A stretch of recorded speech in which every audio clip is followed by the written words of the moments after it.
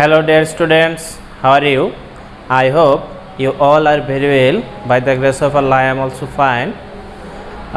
Welcome to our online class. I will take English second paper class for class 9 and 10. Last class I discussed about past tense. Today I will discuss about future tense. I will use both Bengali and English because it's a grammar class. At first, I am going to write some sentences.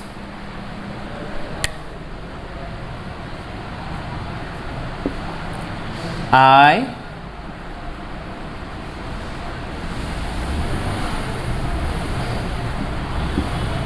shall eat rice. Students, তোমরা বোর্ডের দিকে লক্ষ্য করো। আমি একটা sentence লিখেছি এখানে, I shall eat rice. Now I am going to write another sentence. He will do this. He will do this. এখন এখানে সেন্টেন্সটিকে লক্ষ্য করলে দেখা যায় আমি সাবজেক্টের পরে শ্যাল অথবা উইল ব্যবহার করেছি, তারপরে ভার্বের প্রেজেন্ট ফর্ম ব্যবহার করেছি, তারপরে অবজেক্ট বা বাকি অংশ ব্যবহার করেছি। এখন এখানে যদি আমরা চিন্তা করি ফিউচার ইনডিফিনিট টেন্সের স্ট্রাকচারের কথা, ফিউচার ইনডেফিনিট টেন্স।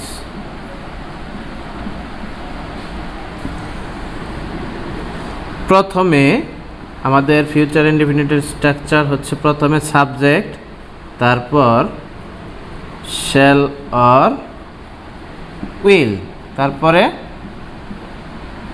ভার্ব এর base form,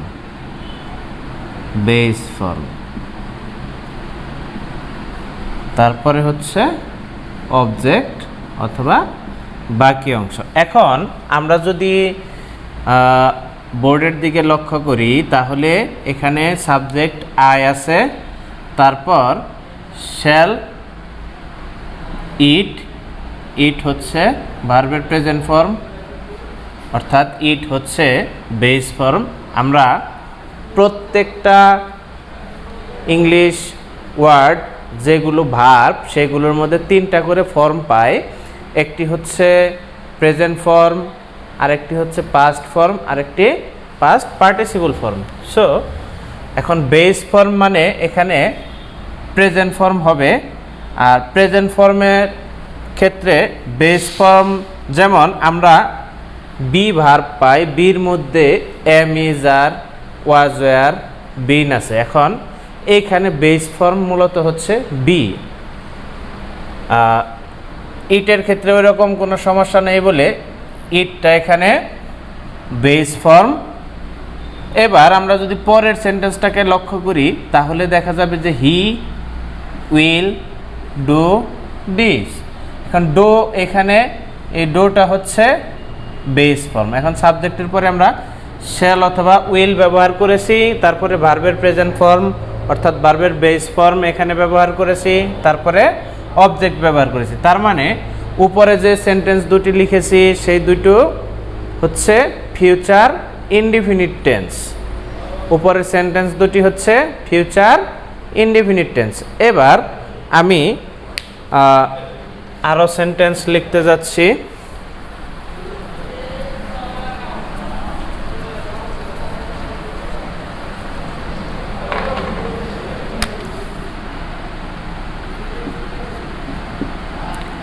I shall be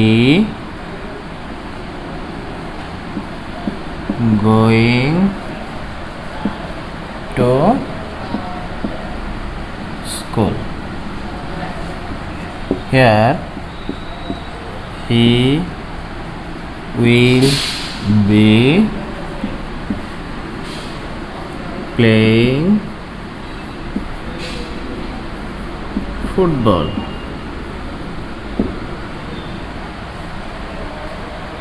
students, তোমরা লক্ষ্য করো, এখানে আমি তোমাদেরকে যখন প্রেজেন্ট টেন্স পড়িয়েছি তখন বলেছি সকল কন্টিনিউয়াস টেন্সে মূল ভার্বের সাথে আইএনজি হয়। এখন এখানে তোমরা লক্ষ্য করো, দেখো মূল ভার্বের সাথে আইএনজি হয়েছে, তাহলে এটা কিন্তু নিঃসন্দেহে বলা যাচ্ছে কোনো না কোনো কন্টিনিউয়াস টেন্স। এখন এখানে যদি আমরা ফিউচার কন্টিনিউয়াসের স্ট্রাকচারকে লক্ষ্য করি তাহলে দেখা যাবে future continuous tense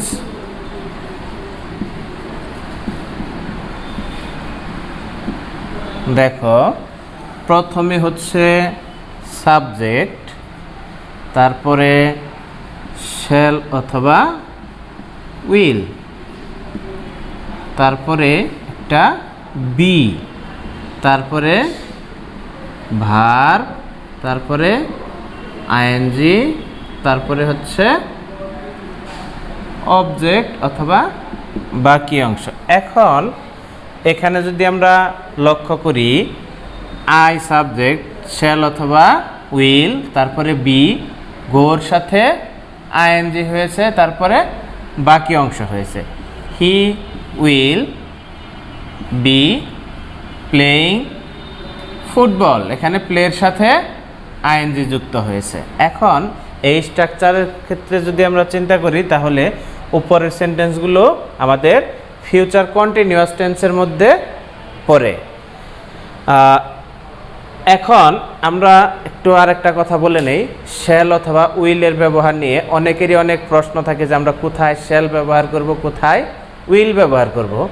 according to rule আমরা ফার্স্ট পারসন অর্থাৎ আই এবং উইয়ের ক্ষেত্রে শ্যাল ব্যবহার করব, ফার্স্ট পারসন আই এবং উইয়ের ক্ষেত্রে শ্যাল ব্যবহার করব, এবং বাকি সকল ক্ষেত্রে আমরা উইল ব্যবহার করব। কিন্তু বর্তমান প্রেক্ষাপটে দেখা যাচ্ছে যে সকল সাবজেক্টের ক্ষেত্রেই উইল ব্যবহার করা যায়, তবে অ্যাকর্ডিং টু রুল ফার্স্ট পারসনের ক্ষেত্রে শ্যাল ব্যবহার করা হয় আর বাকি সকল ক্ষেত্রে উইল ব্যবহার করা হয়। ফার্স্ট পারসন আই এবং উই এই দুটো ক্ষেত্রে আমাদের শ্যাল ব্যবহার করতে হবে, বাকি সকল ক্ষেত্রে উইল ব্যবহার করতে হবে। এবার আমি আরও কিছু সেন্টেন্স লিখতে যাচ্ছি।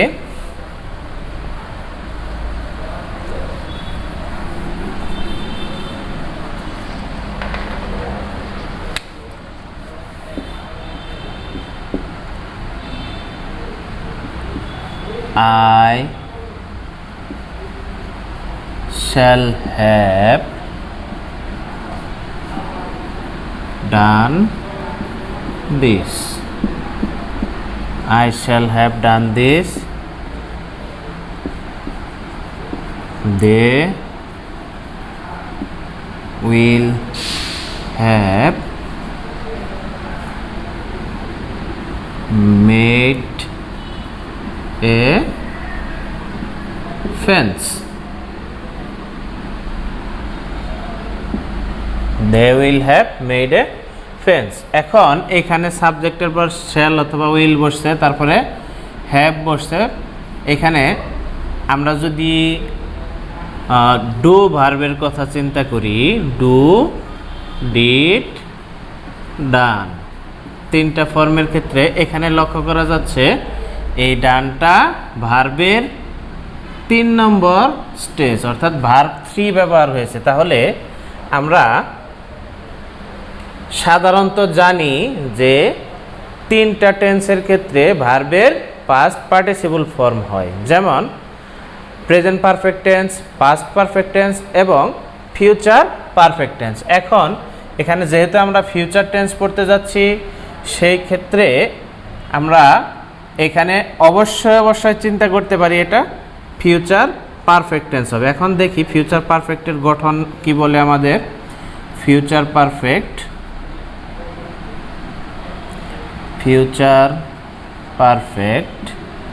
টেন্স। এখন ফিউচার পারফেক্ট টেন্সের স্ট্রাকচারের ক্ষেত্রে প্রথমে হবে সাবজেক্ট, তারপরে হবে শ্যাল অথবা উইল, তারপরে হ্যাভ, তারপরে হবে V3, তার মানে হচ্ছে ভার্বের third stage, past participle form, তারপরে হবে অবজেক্ট অথবা বাকি অংশ। এখন এখানে লক্ষ্য করো, সাবজেক্ট আই আছে, শ্যাল অথবা উইল আছে, তারপরে হ্যাভ আছে, ভার্বের 3 নম্বর ফর্ম অর্থাৎ পাস্ট পার্টিসিপল ফর্ম, তারপরে বাকি অংশ। এখন এখানে যদি আমরা সেকেন্ড সেন্টেন্সের দিকে লক্ষ্য করি, they will have made a fence. এখন সাবজেক্ট শ্যাল অথবা উইল, তারপরে হ্যাভ, মেড। মেডটা হচ্ছে ভার্বের past participle form, make, made, made.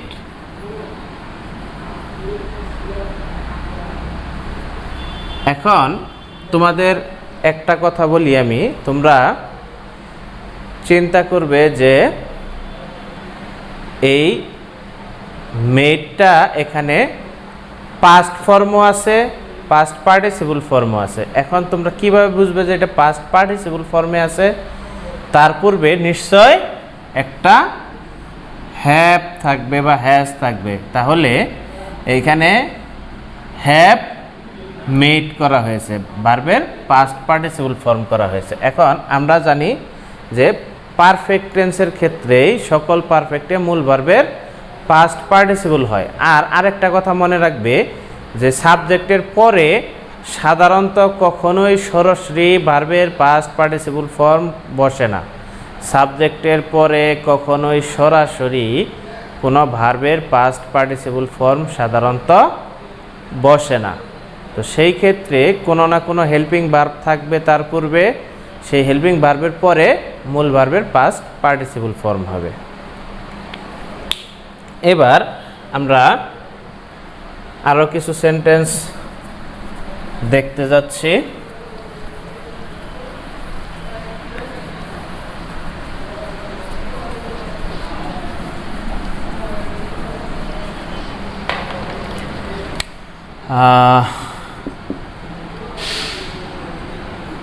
I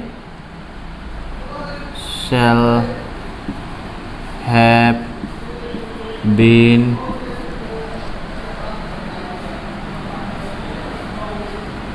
reading for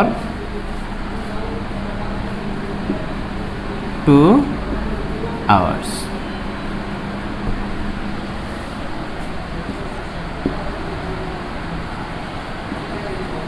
They will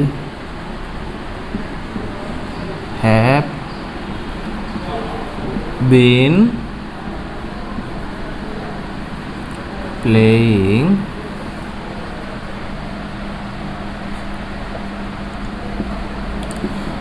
since morning. এখন এখানে লক্ষ্য করো, আমি দুইটা সেন্টেন্স লিখেছি। মূল স্ট্রাকচার হবে এখান থেকে দে, সাবজেক্ট, শ্যাল হ্যাভ অথবা উইল হ্যাভ, তারপরে বিন হবে, ভার্বের সাথে আইএনজি হবে, বাকি অংশ অনেক ক্ষেত্রে অবজেক্ট থাকে, অনেক সময় অবজেক্ট থাকে না। তো এইখানে যদি আমরা স্ট্রাকচারের কথা চিন্তা করি, future perfect continuous tense,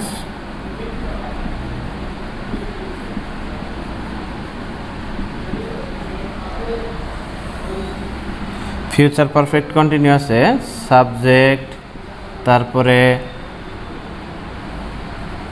shall অথবা উইল, তারপরে একটা হ্যাভ বসবে, তারপরে একটা বিন বসবে, ভার্বের সাথে আইএনজি বসবে, তারপরে অবজেক্ট অথবা বাকি অংশ। এখন আমরা যদি উপরের দুইটা সেন্টেন্সকে লক্ষ্য করি, প্রথমে I shall have been reading for 2 hours। Since এবং ফরের ব্যবহার আমি আগেই বলেছি, যখন 2 ঘন্টা 3 ঘন্টা 2 দিন 3 দিন 2 মাস 3 মাস 2 বছর 3 বছর এরকম সংখ্যা উল্লেখ থাকবে, সেই ক্ষেত্রে আমরা ফর ব্যবহার করব। আর যদি সকাল থেকে দুপুর থেকে রাত থেকে এরকম কথা উল্লেখ থাকে, সেই ক্ষেত্রে আমরা সিন্স বলবো, সিন্স ব্যবহার করব।